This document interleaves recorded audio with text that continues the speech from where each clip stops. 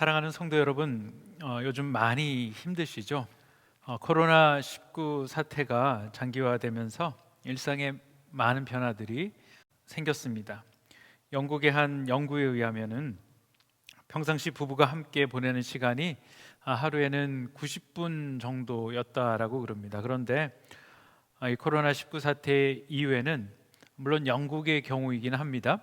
하루에 평균 15시간 이상 늘어났다라고 이야기를 합니다. 그런데 이 부부 간의 접촉이 이렇게 증가하면서 갈등이 증가하게 되고요.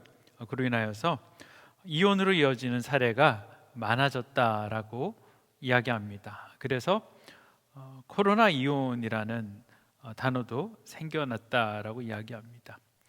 또 아이들이 온라인 수업을 하면서 집에 머무는 시간들이 늘어나게 되고 이로 인하여서 자녀들을 돌봐야 하는 부모의 양육 스트레스와 피로감도 상당히 증가했다라고 합니다.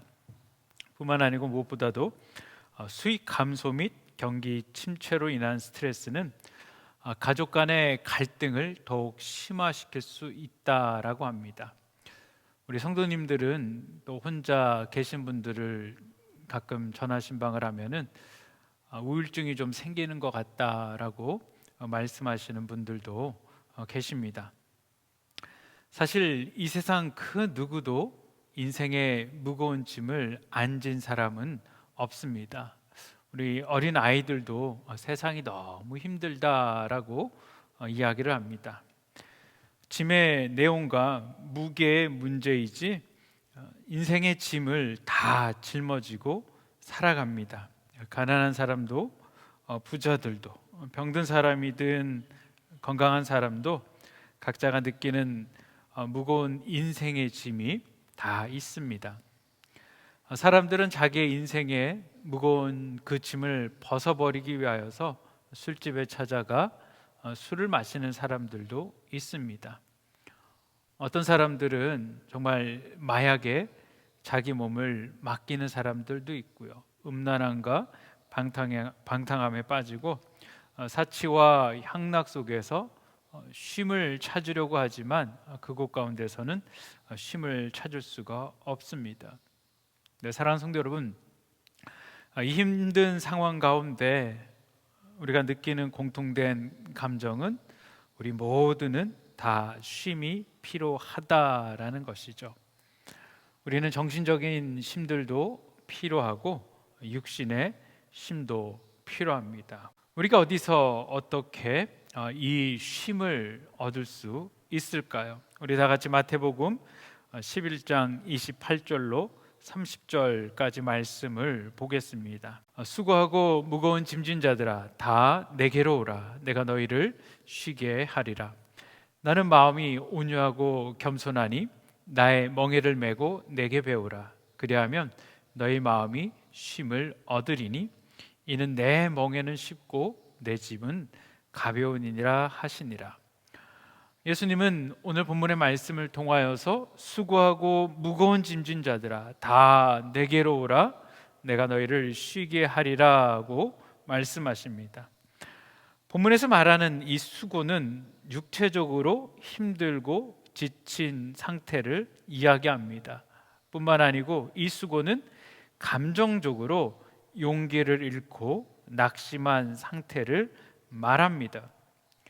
그리고 이것이 단 한 번 낙담하거나 지친 것이 아니고 원어적인 단어의 의미로 보면은 지금까지 연속적으로 계속 지치고 낙담 가운데 있는 사람을 의미합니다. 우리가 지난번 설교 때 보았던 사마리아 여인 같은 그런 모습입니다.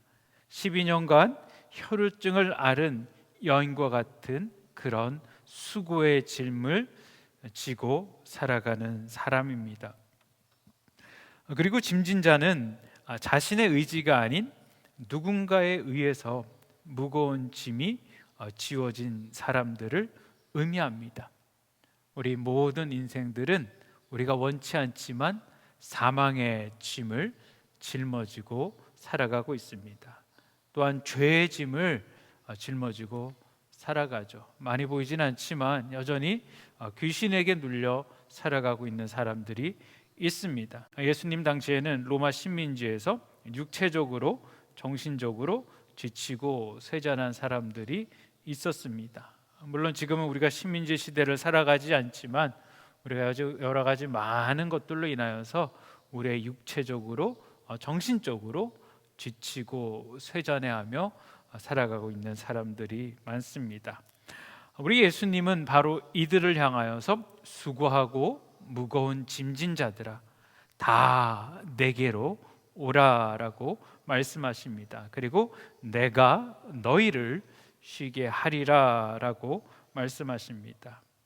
여러분, 하나님은 이사야 선지자를 통하여서도 너희 목마른 자들아 물로 나오라, 돈 없는 자도 오라, 너희는 와서 사 먹되 돈 없이 값 없이 와서 포도주와 젖을 사라라고 얘기하십니다. 요한복음 7장 우리 37절로 38절에도 누구든지 목마르거든 내게로 와서 마시라, 나를 믿는 자는 성경의 이름같이 그 배에서 생수의 강이 흘러나리라 라고 말씀하고 계십니다. 뿐만 아니고 요한계시록 22장 17절 말씀에도요, 성령과 신부가 말씀하시기를 오라 하시는도다. 듣는 자도 오라 할 것이요 목마른 자도 올 것이요 또 원하는 자는 값없이 생수를 받으라 하시더라고 말씀하고 있습니다. 성경은 우리에게 오라는 초대장들을 수도 없이 계속하여서 보내고 있습니다. 죄로 인하여서 하나님으로부터 멀리 떠나 고난을 당하고 있을 때, 지치고 고달픈 그런 인생들을 향하여서 우리 하나님은 친절하게 내게로 돌아오라라고 초청을 하십니다. 초대장에는 초대한 사람의 의도하는 목적이 있습니다. 예수님께서 우리를 초대한 그 일에도 특별한 목적이 있습니다. 그것은 우리 인생의 길에 있어서 힘들고 고통스러운 문제들을 가볍게 해주시겠다라는 것입니다.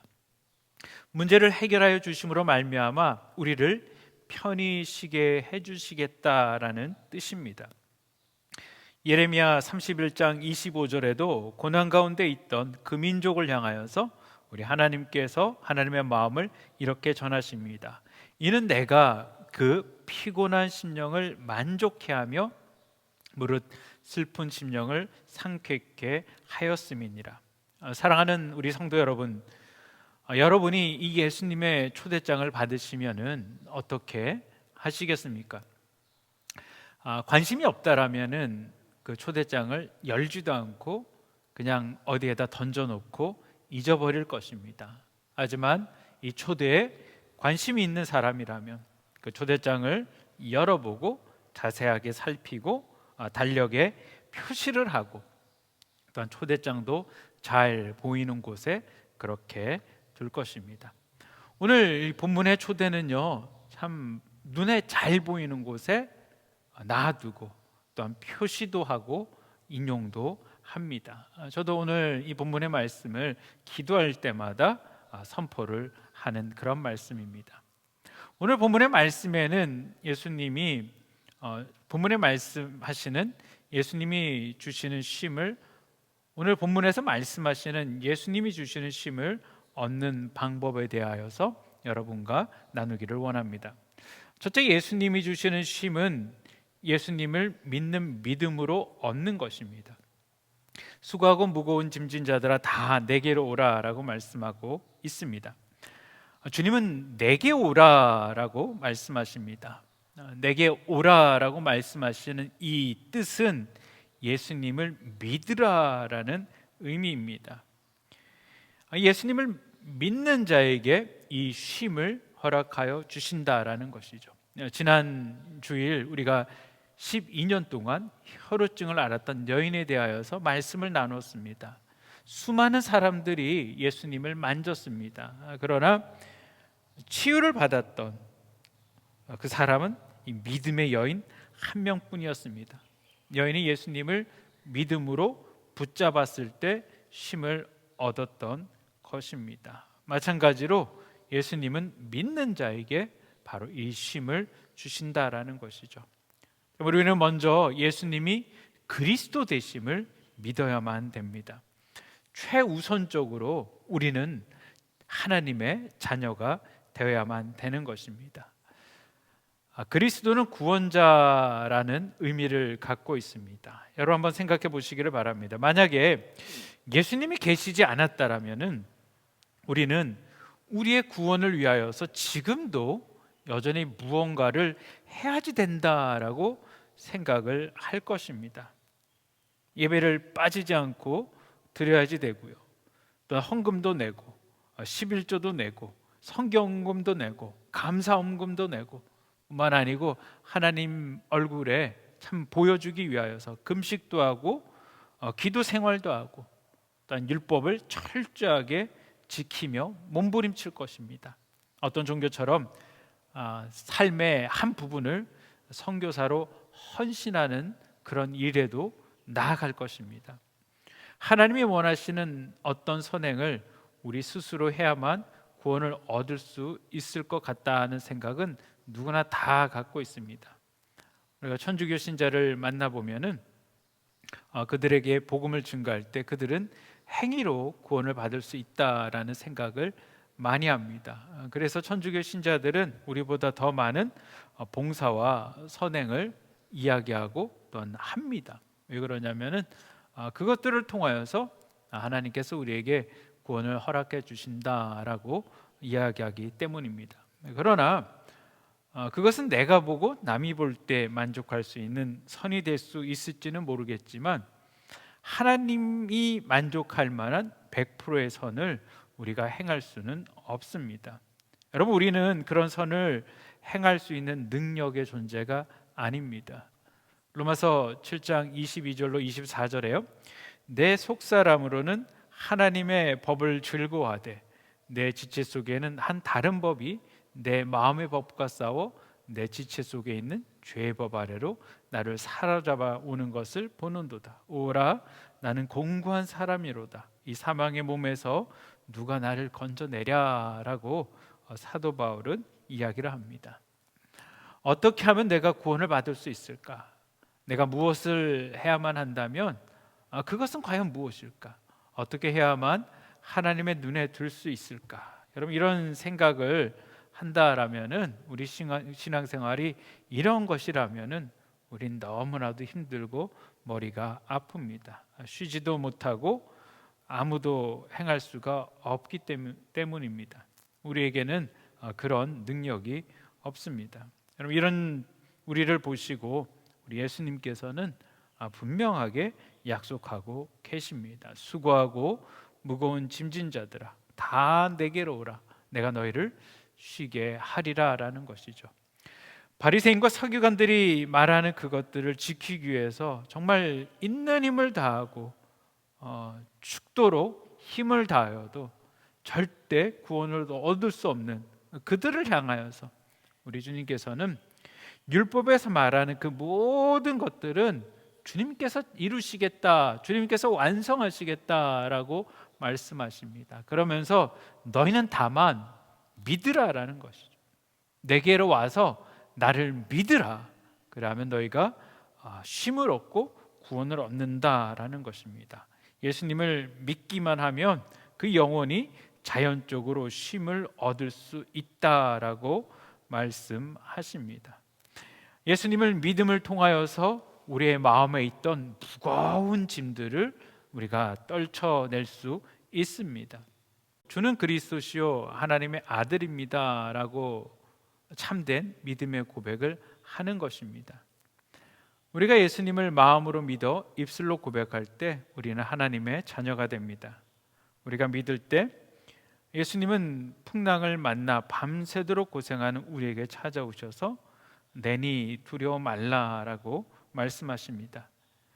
인생의 풍랑에 시달리는 우리 한 사람 한 사람을 보시고 내가 옆에 있다, 두려워하지 말아라 라고 말씀해 주십니다. 이 주님을 우리가 믿는 것입니다. 그렇기 때문에 우리가 주님을 믿을 때 우리의 마음에 쉼이 찾아옵니다. 우리 주님은 우리를 이 세상에 혼자 두지 않으십니다. 우리는 혼자 광야와 같은 인생길을 걸어가지 않습니다. 주님은 분명하게 약속하십니다. 볼지어다 내가 세상 끝날까지 너희와 항상 함께 있으리라. 우리와 함께 동행하시는 주님이 얼마나 강하신 분이십니까? 전능하신 하나님이십니다. 완전하신 하나님이십니다. 전능하시고 완전하신 하나님을 내가 나의 구세주로 인정할 때 우리는 참된 쉼을 얻을 수 있습니다. 둘째로 예수님이 주시는 쉼은 어떤 쉼입니까? 어떻게 우리가 그 쉼을 얻을 수 있을까요? 그것은 우리가 주님의 멍에를 맬 때 얻는 쉼입니다. 오늘 본문은 이렇게 말합니다. 수고하고 무거운 짐진 자들아 다 내게로 오라. 내가 너희를 쉬게 하리라. 그리고 주님은 말씀하십니다. 나는 마음이 온유하고 겸손하니 나의 멍에를 메고라는 것이죠. 예수님은 멍에를 벗겨주신다라고 말씀하지 않습니다. 수고하고 무거운 짐이 아닌 주님이 주시는 다른 멍에로 바꾸어 주신다라고 말씀하십니다. 사랑하는 성도 여러분, 우리가 세상을 사는 동안에 우리는 멍에를 완전히 벗어버리고 살 수 없습니다. 세상의 모든 사람들은 삶의 수고와 슬픔을 평생 짊어지고 살아야만 합니다. 이것은 죄악으로 인하여서 우리 인생에게 지워주신 짐입니다. 이마에 땀을 흘려야 먹을 수 있도록 하나님께서 우리에게 정해주셨습니다. 우리는 이 세상을 살면서 이 삶의 짐을 완전히 벗어놓고 살 수는 없습니다. 많은 사람들이 쉼을 생각할 때 이런 생각들을 많이 합니다. 내가 돈이 참 많아서 아무것도 안 하고 그냥 편하게 살고 싶다. 내가 하고 싶은 것만 하면서 즐겁게 살았으면 좋겠다라고 생각하죠. 여러분, 이 삶은 오직 공동묘지에서나 찾을 수 있는 그런 쉼입니다. 성경이 말씀하시는 쉼은 결코 이런 쉼이 아닙니다. 우리는 운명적으로 짐을 져야 됩니다. 짐을 지기 위해서는 멍에가 필요합니다. 주님은 짐 자체를 제거해 주신다라는 것이 아니라 멍에를 다른 곳으로 갈아주시겠다라고 말씀하십니다. 여러분, 어떤 멍에로 바꿔주신다라고 하십니까? 더 쉬운 멍에로 갈아주신다라는 것입니다. 멍에가 쉬우면은 똑같은 짐이라도 끌고 가기가 훨씬 편하다라고 합니다. 멍에가 목에 맞지 않으면은 작은 짐이라도 보통 힘든 것이 아닙니다. 때문에 우리 주님은 우리가 질 수 있는 멍에를 주시겠다라는 것이죠. 그리고 주님은 그 멍에를 우리가 홀로 지는 것이 아니고 주님께서 함께 메시겠다라고 하십니다. 예수님 당시 멍에는 소 2마리가 함께 매게 만들어졌습니다. 우리가 이스라엘이 블레셋에게 법궤를 빼앗겼을 때 블레셋이 다시 이스라엘에게 법궤를 되돌려 줄 때 2마리 소에게 멍에를 메고 그 뒤에 수레를 만들어서 하나님의 궤를 올려놓고 운반했던 것을 우리가 알 수 있습니다. 당시 이스라엘 백성들 상당히 긴 시간이 지났지만 그때도 여전히 멍에는 2마리 소가 함께 맨다라는 것이죠. 예수님께서 우리와 함께 그 멍에를 메시겠다라는 것입니다. 그리고 우리와 함께 멍에를 메시는 분이 어떤 분이십니까? 예수님은 자기 자신을 온유하고 겸손하다라고 소개하고 계십니다. 여러분, 온유하고 겸손하다라는 말이 무슨 뜻일까요? 그것은 우리 주님께서 우리의 연약함을 이해하시고 불쌍히 여기는 마음을 가지신 분이시다라는 뜻입니다. 왜 우리 주님은 우리를 불쌍히 여기실까요? 그것은 예수님께서 우리의 모든 고난을 다 당해 봤기 때문입니다. 그 모든 고난들을 다 아시기 때문에 그 고난 가운데 있는 우리를 긍휼히 여기십니다. 히브리서 4장 15절에 모든 일에 우리와 한결같이 시험을 받은 분이라고 하십니다. 자기가 당해보지 않고는 남을 이해하지를 못합니다. 제가 병원에 입원해 보지 않았을 때 병원을 많이 찾아갔었지만 병원에 입원해 있는 사람의 마음을 완전히 이해하지는 못했습니다. 그러나 제가 병원에 입원해 보니까 환자의 마음이 이해가 됩니다. 그들의 고통이 느껴집니다. 사랑하는 사람을 먼저 보낸 우리 성도님들이 하시는 말씀이 있습니다. 과거에도 많은 사람들을 위로해 줬지만 이제는 정말 나와 같은 처지에 있는 사람들을 위로해 줄 수 있다라고 말씀하십니다. 내가 정말 그들과 같은 마음으로 함께 울 수 있다라고 말씀하십니다. 남을 이해하지 못하면 상대방을 위로하는 말을 하지만 오히려 그 말이 위로가 아니라 상처가 될 수 있습니다. 이것은 상대방을 이해하지 못하기 때문입니다. 우리 욥의 친구들이 그랬죠. 욥의 친구들이 욥에게 와서 다 바른 말을 합니다. 그러나 그 모든 말들이 다 욥에게는 상처가 되었습니다. 그래서 우리는 가끔 우리에게 상처 주는 말을 하는 사람들에게 이렇게 푸념을 쏟죠. 당신이 안 당해봐서 그런 소리 하는 거야. 당신이 안 당해보니까 말을 그렇게 쉽게 하지. 진짜 당신도 당해보면은 그런 말 할 수 없을 거야. 너도 한번 당해봐라는 거예요. 너도 한번 그 사람하고 살아봐라고 얘기합니다. 당해본 사람은 말을 쉽게 안 합니다. 옆에 같이만 있어줘도 아는 사람은요 참 위로가 됩니다. 그러나 안 당해본 사람은 모르기 때문에 다른 사람의 사정은 전혀 생각하지 않고 그냥 나오는 대로 말해버립니다. 그러니까 그 말이 상처가 되는 것이죠. 만약에 우리 예수님이 우리가 이 세상에서 짊어지고 고통당하는 이 짐을 져보시지 않는 분이셨다라면 아마 온유하고 겸손한 분이 아닐지도 모릅니다. 우리의 목에 좀 더 쉬운 멍에를 메어주시려는 생각을 안 하실지도 모릅니다. 그러나 우리 주님은 다 당하셨습니다. 우리 주님은 나사렛이라는 조그만 마을에 보잘것없는 목공사 하나를 경영하시면서 많은 식구들을 책임져야 했습니다. 손바닥만한 동네에 작은 목공소를 경영하시는데 여러분 그 수입이 얼마나 대단했겠습니까? 그 얼마 안 되는 수입을 가지고 많은 식구들을 예수님은 먹여 살려야만 했습니다. 여러분 우리 예수님은 가난을 경험하셨습니다. 혹 우리 중에 지금 생계가 막막해서 아무리 아끼고 아껴도 내일 어떻게 살아야 될지 걱정이 앞서는 그런 형편에 계신 분이 계십니까? 여러분 주님이 여러분의 처지를 아십니다. 주님께서 먼저 당하셨습니다. 그리고 주님은 지금도 여러분과 함께 그 멍에를 메고 가십니다. 그 형편과 처지를 아시는 우리 주님은 여러분이 맬 수 있는 멍에를 메어주시지 절대 여러분이 감당할 수 없는 멍에는 허락하지 않으십니다. 예수님은 사랑하는 가족을 일찍 보내야 하는 죽음의 슬픔도 몸소 체험하신 분이십니다. 아버지 요셉이 일찍 세상을 떠났습니다. 우리 가운데도 사랑하는 사람을 먼저 보내고 고독과 씨름하면서 슬픔과 눈물로 쥐새는 분들도 있습니다.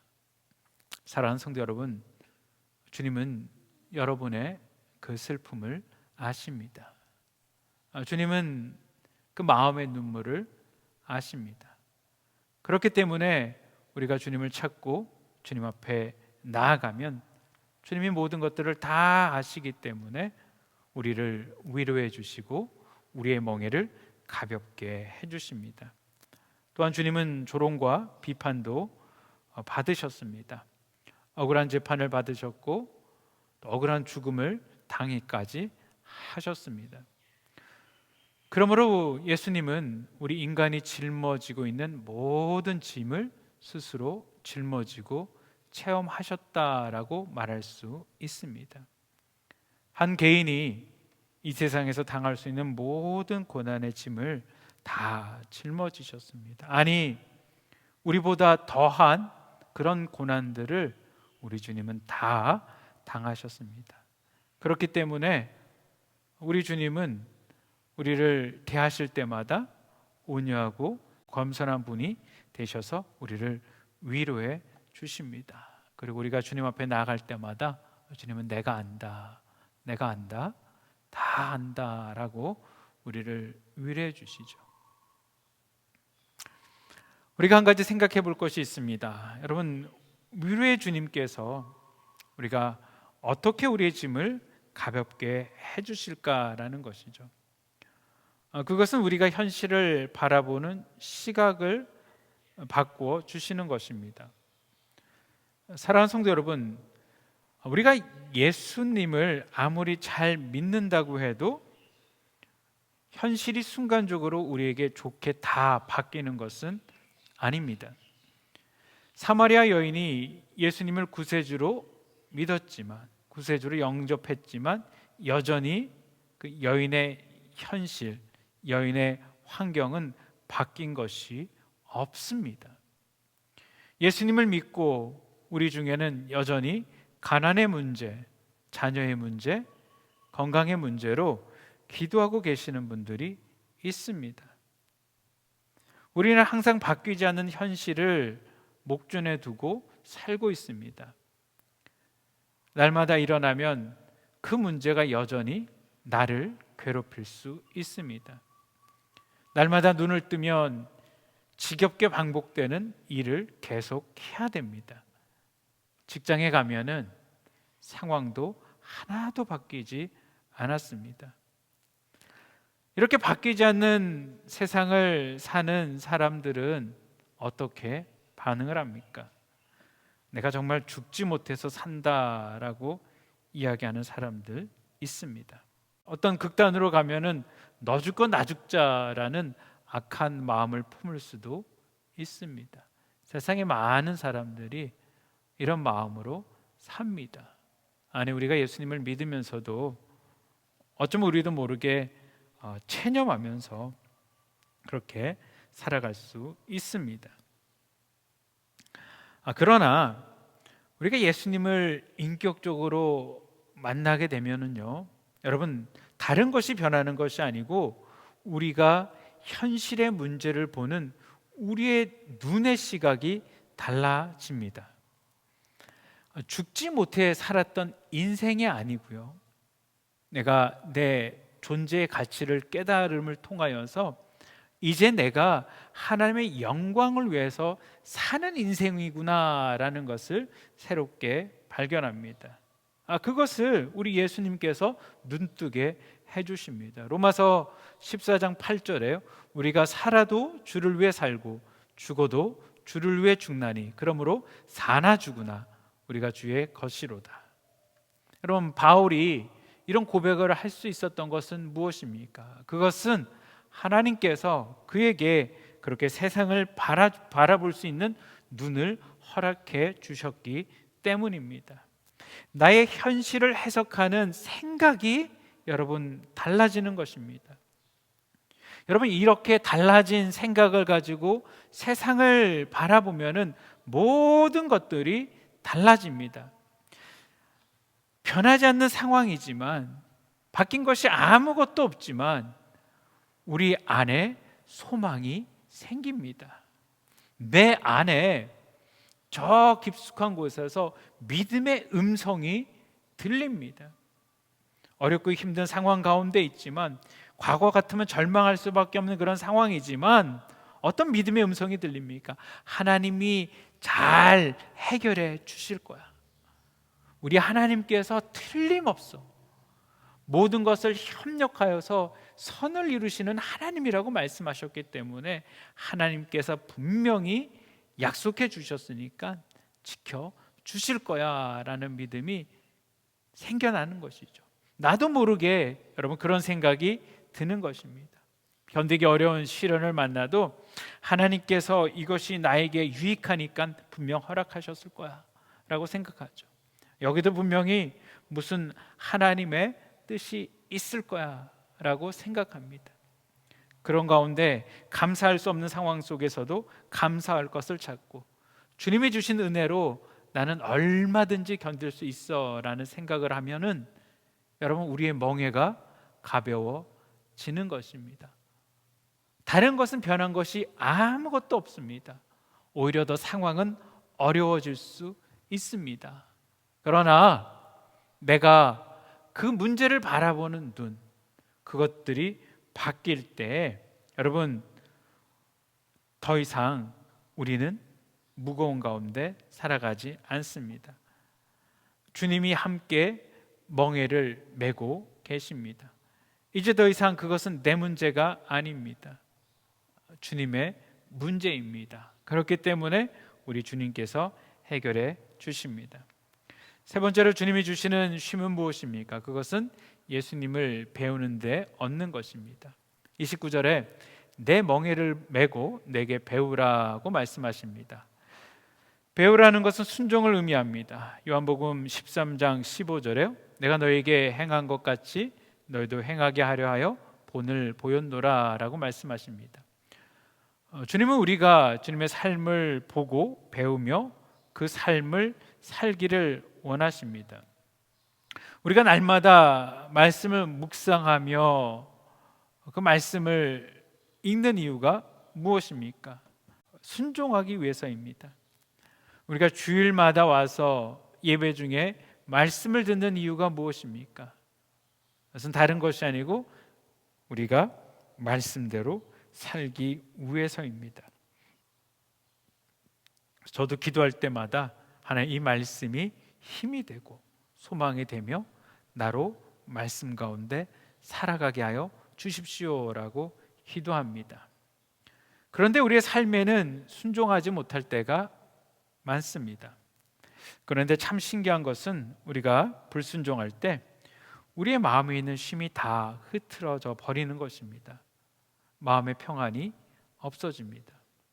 여러분 가운데 난 참 불순종할 때 이상하게 마음이 편하다라는 그런 분 계십니까?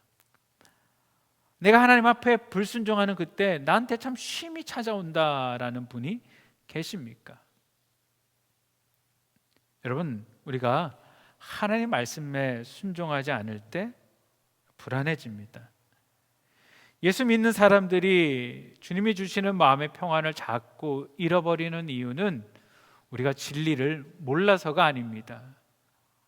우리가 잃어버린 이유는 진리 가운데 그 말씀대로 순종하지 않기 때문입니다. 때문에 우리가 주님이 주시는 쉼을 얻고 그 쉼을 유지하는 방법은 날마다 내 삶이 하나님 앞에 순종의 삶을 살아갈 때 가능한 것입니다. 사랑하는 성도 여러분, 주님은 우리에게 쉼을 주시겠다라고 약속하시며 우리에게 오라라고 초대장을 보내어 주셨습니다.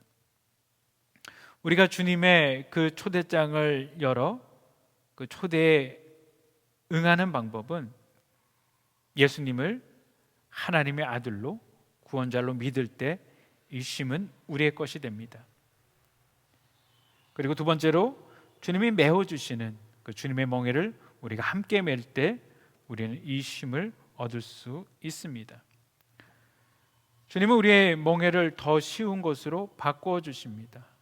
절대 맬 수 없는 멍에를 억지로 하게 하지 않습니다. 그리고 현실의 문제를 보는 눈을 바꾸어 주십니다. 마지막으로 주님께 우리가 순종할 때 우리는 주님이 주시는 쉼을 얻습니다. 주님이 멋진 자동차를 함께 타고 가자고 하시며 그 열쇠를 우리에게 주셨습니다. 근데 여러분은 그 주님께서 주신 열쇠를 손에 쥐고도 내 삶의 모든 짐들을 내 어깨에 다 지고 자동차 뒤에서 있는 힘을 다하여서 밀면서 살아가고 있지는 않으십니까? 여러분, 아니면은 모든 내 삶의 짐을 다 차 트렁크에 던져놓고 주님께서 주시는 그 믿음의 열쇠로 자동차 시동을 켜고 주님과 함께, 주님이 내 인생의 주인되어 주님이 운전하는 곳으로 주님과 함께 동행하기를 원하십니까? 오늘 주님이 우리에게 수고하고 무거운 짐진 자들아 다 내게로 오라라고 초대하십니다. 여러분, 이 초대 우리 모두가 주님 안에서 주님이 주시는 참된 쉼을 마음껏 누리시기를 주님의 이름으로 축원드립니다. 기도하시겠습니다. 사랑과 은혜가 많으신 아버지 하나님, 감사를 드립니다. 수고하고 무거운 짐진 자들아 다 내게로 오라, 내가 너희를 쉬게 하리라 라고 말씀하고 계십니다. 아버지 하나님, 이 말씀에 우리가 믿음으로 반응하기를 원합니다. 하나님, 함께 주의 멍에를 짊어지게 하여 주시옵소서. 또한 내게 감당할 수 있는 것 외에 우리 하나님께서 허락하지 아니하심을 우리가 깨닫게 하시고, 무엇보다도 하나님, 현실을 바라보는 우리의 눈이 아버지 믿음의 눈으로 바라보게 하여 주시옵소서. 내 입술이 여호와 하나님의 능력을 선포하게 하여 주시옵소서. 아버지 하나님, 한 주간 살아가며 우리가 만나는 수많은 일들 가운데 아버지 하나님, 우리가 수고하며 애쓰며 넘어지는 것이 아니고 모든 것들 다 하나님 앞에 올려드리고 참으로 하나님께서 주시는 참된 평안을 누리는 삶을 살아가게 하여 주시옵소서. 나의 문제가 아니고 주님의 문제다라고 말씀하고 계십니다. 우리 주님께서 해결하여 주실 줄 믿습니다. 우리 주님 의지하고 모든 말씀 우리 주 예수 그리스도 이름으로 기도합니다. 아멘.